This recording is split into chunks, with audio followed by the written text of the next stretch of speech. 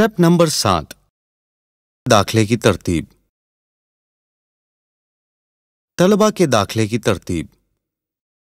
سال کے شروع میں طلبہ کے داخلے کی ترتیب بنانا اور فیس کے ذریعے مکتب کو خود کفیل کرنا۔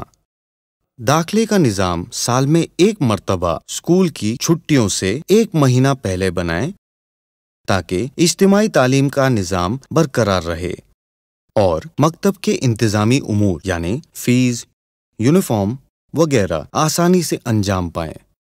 مکتب میں داخلے کے لیے دن، تاریخ اور وقت مقرر کریں۔ کسی بھی بچے کو داخلے سے محروم نہ کیا جائے۔ مکتب میں داخلے کے لیے ایک ایڈمیشن فارم بنایا جائے اور بچوں کی سہولت کے اوقات اس پر لکھے جائیں۔ مکتب میں داخلہ فیس، ایڈمیشن فیس بھی رکھی جائے اور بچوں کو کتاب، یونیفارم، بیگ، آئی کارڈ دیے جائیں۔ جس شخص کو داخلہ فارم دیا جائے اس کو فارم کی وقت اس کا نام اور نمبر لکھ لیا جائے تاکہ اس سے رابطہ کیا جا سکے۔ داخلہ فارم جمع کرتے وقت بچوں کے ساتھ سرپرست کو بھی بلا کر اسے مکتب کے شرائط پڑھ کر سنائیں۔ ان کو اس بات کی ترغیب دی جائے کہ وہ اپنے بچوں کو پابندی سے مکتب میں بھیجیں۔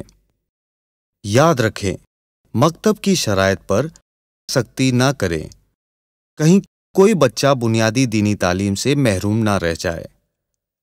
جب سارے ایڈمیشن ہو جائے تب بچوں کو بیچز، عمر اور کورس کے حساب سے تقسیم یعنی ڈیوائڈ کریں۔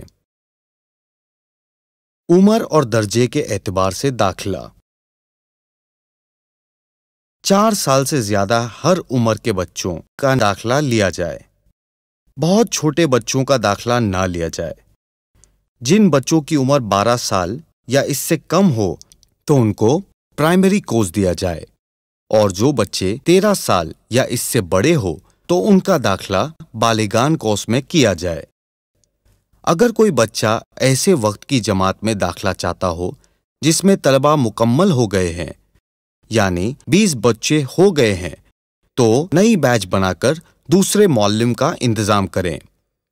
اگر بچہ کسی دوسرے مکتب سے پڑھ کر آئے تو اس کے نتیجے امتحان کے ساتھ والدین کے سامنے اس کا جائزہ لینے کے بعد درجے کا تعین کرے۔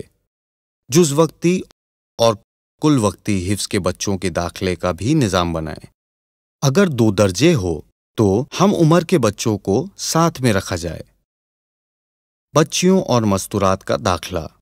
9 سال سے زیادہ عمر والی بچیوں کا نظام مستورات مکتب میں بنایا جائے اور اگر چھوٹی بچیوں کا نظام بھی مستورات مکتب میں بنایا جائے تو بہتر ہے۔ اسٹیپ نمبر 7 منظم مکتب بنانے کی۔ 1 طلبہ کے داخلے کی ترتیب۔ 2 عمر اور درجے کے اعتبار سے داخلہ۔ 3 بچیوں اور مستورات کا داخلہ۔